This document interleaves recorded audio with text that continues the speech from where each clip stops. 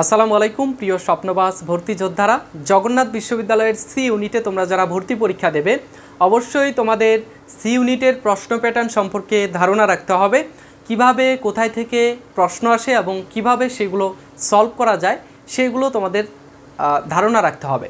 ওকে, আজকের ক্লাসের পর্বে আমরা জগন্নাথ বিশ্ববিদ্যালয়ের গাণিতিক বুদ্ধিমত্তার যেই প্রশ্নগুলো ছিল সি ইউনিটের সেইগুলো আমরা ধারাবাহিকভাবে সমাধান করছিলাম। তো প্রথম শিফটে প্রশ্ন হয়েছিল, প্রথম প্রশ্নটা আমরা এর আগের ভিডিওতে আলোচনা করেছি, দ্বিতীয় প্রশ্নটা আমরা এই ভিডিওতে আলোচনা করব। ওকে, দ্বিতীয় প্রশ্নে যেটা রয়েছে সেটা হচ্ছে যে যদি এক্স বইয়ের এই প্রশ্নটা এসেছে অনুপাত সমানুপাত অধ্যায় থেকে, অথবা তোমরা এটাকে বলতে পারো ঐকিক নিয়মের অধ্যায় থেকে।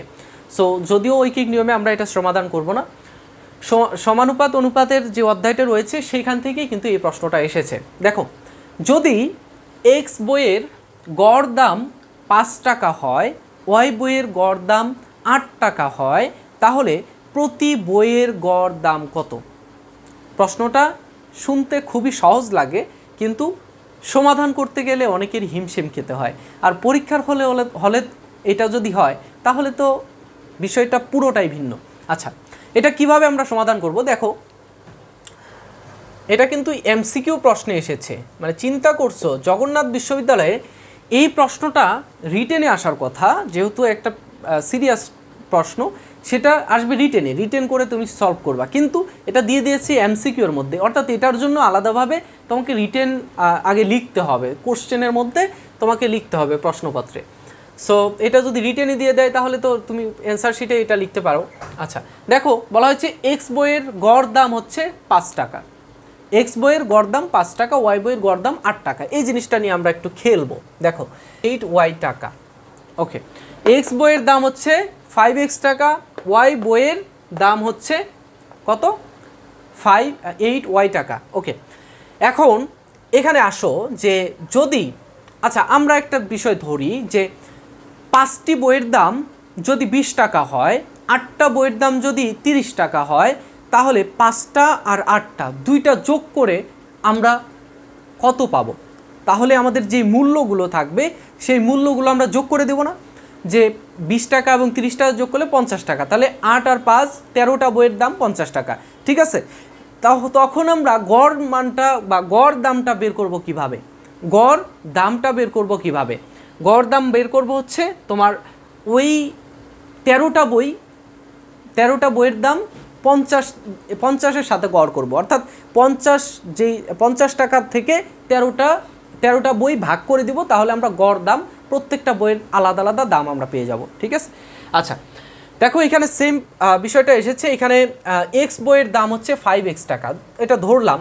ওয়াই বইয়ের দাম হচ্ছে 8y টাকা। তাহলে আমরা এক্স প্লাস ওয়াই, অর্থাৎ সবগুলো বইয়ের দাম কত হবে? সবগুলো বইয়ের দাম হবে 5x প্লাস 8y টাকা, 5x প্লাস 8y টাকা। এখন বলেছে, তোমার প্রশ্নে বলেছে যে প্রতিটি বইয়ের গড় দাম কত? প্রতিটি বইয়ের গড় দাম কত? অতএব প্রতিটি মানেই তো একটি, তাই না? একটি বইয়ের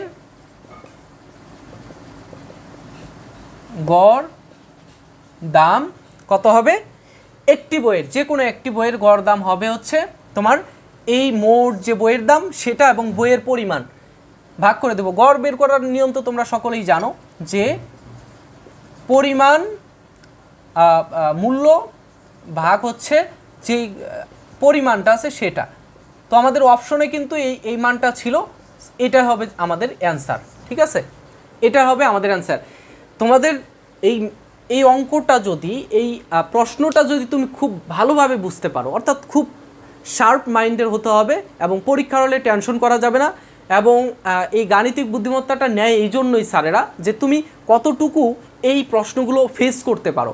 তুমি এই প্রশ্নগুলো যত বেশি ফেস করতে পারবা তত বেশি তুমি এই গাণিতিক বুদ্ধিমত্তার জন্য তৈরি হয়ে যাবা, প্রস্তুত হয়ে যাবা। ওকে, তো এই প্রশ্নগুলো তুমি খুব যদি সহজভাবে বুঝতে পারো বা যদি বোঝার ট্রাই করো তাহলেই কিন্তু এটা সলভ করা যায়। দেখো আমি কয়টা লাইন লিখেছি, 1 2 3 4 5টা লাইন, 5টা লাইনে অঙ্ক ভ্যানিশ। তুমি এক্সপার্ট হলে 3টা লাইনেই তুমি অঙ্ক ভেনিশ করে ফেলতে পারবা, বা তুমি একটু চিন্তা করলে অঙ্কটা তুমি লিখতেও হবে না, মনে মনে চিন্তা করলেই তুমি অঙ্কটা শেষ করে ফেলতে পারবা। ঠিক আছে, আর এটা হচ্ছে এমসিকিউ প্রশ্ন ছিল, এমসিকিউয়ে এটা একটা সলভ ছিল, তো যেটা আমি এখানে লিখি নেই।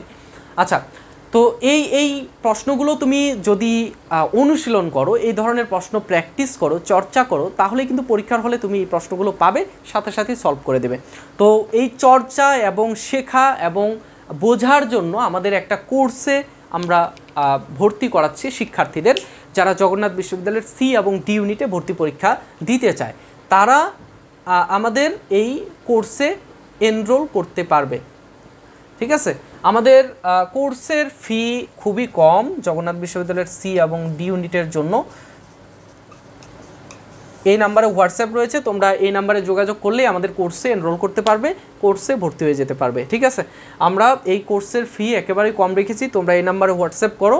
1000 টাকার ফি রেখেছি, কিন্তু তোমাদের বিশেষ সারে আমরা ভর্তি করাচ্ছি। স্যার তো আমি কম দিই না, স্যার হচ্ছে 50% স্যার, খুব নির্দিষ্ট একটা ডেটের মধ্যে আমরা এই অফারটি রেখেছি। সো যারা ভর্তি হবে তারা অবশ্যই দ্রুতই ভিডিওটা দেখার সাথে সাথেই আমাকে ইনবক্সে মেসেজ করবে, অথবা এই হোয়াটসঅ্যাপ নাম্বারে মেসেজ করবে, যাতে তোমরা এই কোর্সে এনরোল করতে পারো। ঠিক আছে, যেহেতু জগন্নাথ বিশ্ববিদ্যালয়ের পরীক্ষা খুব দ্রুতই চলে এসেছে, সো আশা করব তোমরা এই কোর্সগুলোতে এনরোল করবে। ঠিক আছে, তো নেক্সটে আমরা আরও একটি প্রশ্ন নিয়ে তোমাদের সামনে হাজির হব এবং তোমাদের সাথে আরও বিস্তারিত আলোচনা করব। সো আজকে এই পর্যন্তই, নেক্সটে দেখা হচ্ছে, সে পর্যন্ত ভালো থাকবে, সুস্থ থাকবে, আল্লাহ হাফেজ, আসসালামু আলাইকুম।